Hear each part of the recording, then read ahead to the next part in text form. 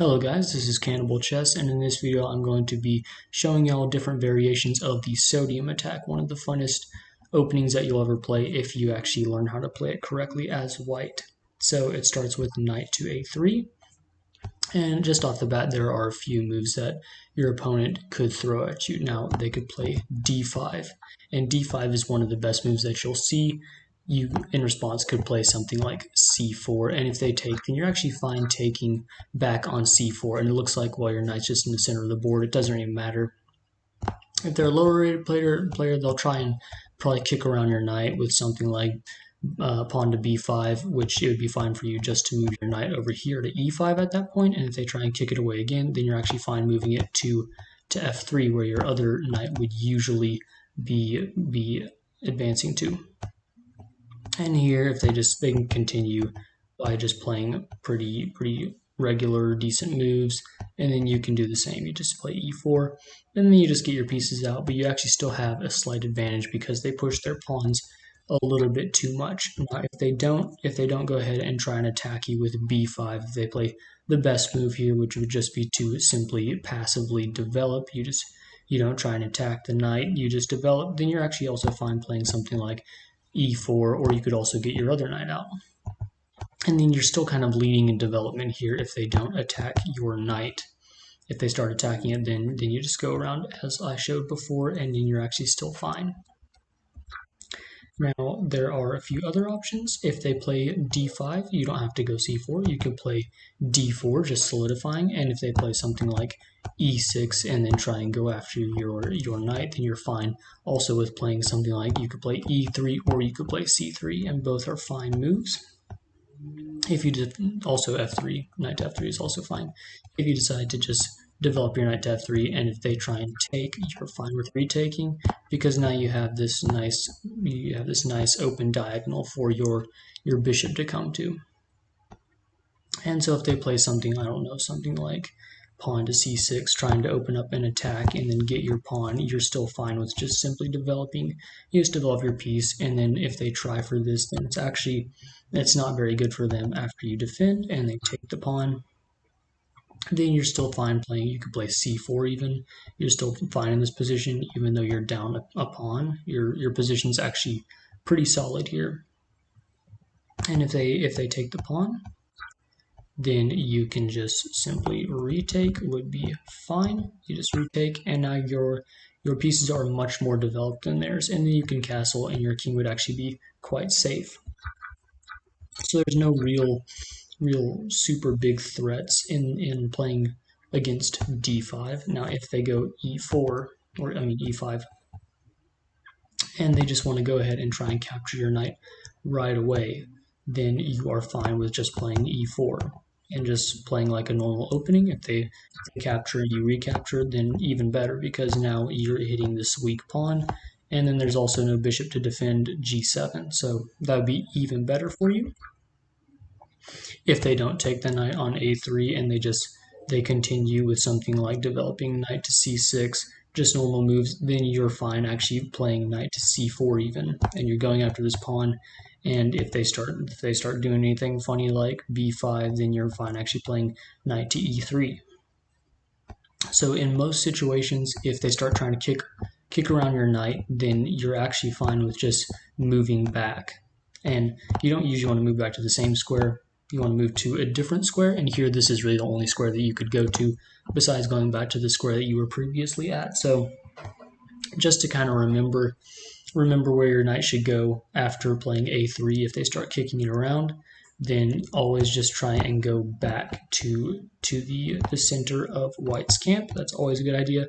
And the thing about this opening that makes it so important, it's a fun opening for a few reasons, but the main purpose of this opening, in my opinion, is to just get someone out of their prep. So if you're going against maybe a higher rated opponent, they've never played against knight to a3, and you already know all the theory, then they could easily make a mistake, and you could easily have like a +1 advantage in some situations. Some situations it's a +0.8 advantage, but it's still an advantage, because then it makes it harder for them to know, well, what pawns can I push and make it to where the knight can't come to it, like can't come to an outpost, you know. So there's different ways that you can get your opponent off balance by playing knight to a3 just off the bat. So going back here, there is another option that your opponent could play, and they could just simply play a passive move like knight developing to f6, just getting their pieces out. Maybe they're going to play something like the King's Indian, and they're not really going to pay attention to this knight on a3. So here you can just play queen or pawn d4, and if they start just playing regularly, then you could also potentially just start playing regularly as well. You could push c4, you could push c3. Either one's fine. You just play the game like a regular game, but you always have this knight on a3, and this could be useful in middle game or end games depending on where they start to attack. You know, if they're going for attacks on the queen side, then this knight could come in handy potentially in defending your queen side. So there are a few ideas here, and also if they play e4 and you want to just go for this attack on the e4 pawn or e5 pawn right away, then this is also a possibility. And if they push the pawn, not wanting for you to take it, then you can actually come here to this square, and this probably looks super weird. It's still pretty decent for white. And if they try to defend this pawn on e4, then you can start attacking it by d3, trying to break apart this pawn chain that they've created, and they're pushing their pawns a little bit too far up the board already. So this is a pretty decent attack on their pieces that are already pushed too far. They could continue with something like pushing to d4, trying to kick your knight away, and here the knight's actually fine coming to c4. So usually when you play the Sodium, you're going to see the knight's going to come from a3 somehow to c4 in most cases. It could also end up on e3.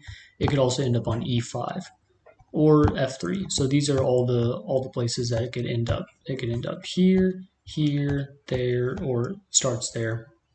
So it could end up in really any of these squares. So you just have to watch for that. Just depending on what the situation is, you have to know when to jump your knight to certain squares. And here, if they continue with something like bishop, just developing their pieces, trying to check, because they're like, oh, if he plays this, then I can just take, and then if he takes, then I have this fork.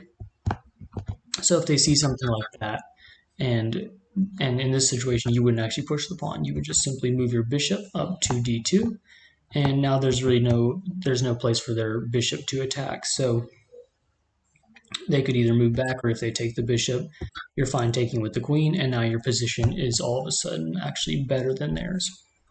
Now if they decide to move back, something like bishop to c5 or something like that, then you're fine taking their pawn on e4, and here the position is pretty much equal, but I would say it's actually in white's favor just because the position is kind of odd. If you look at it from black's point of view, the position's kind of strange, and usually people don't do very good with strange in a chess game. They don't really know how to react, and they might blunder something or mess up and totally just cost themselves the game. So there's a lot of winning chances when you're playing the Sodium attack. That's why it's a pretty good opening. Even Magnus plays it. He plays it from time to time as well. So it's a pretty decent opening. It just looks kind of weird at the beginning, but once you get into it and you know the kind of theory and variations you can get into, then it can actually help you win games and get better in the long term. So I hope this video was interesting. I hope y'all found it interesting and will use the Sodium attack now in some of your games. I know I do. And thanks for watching.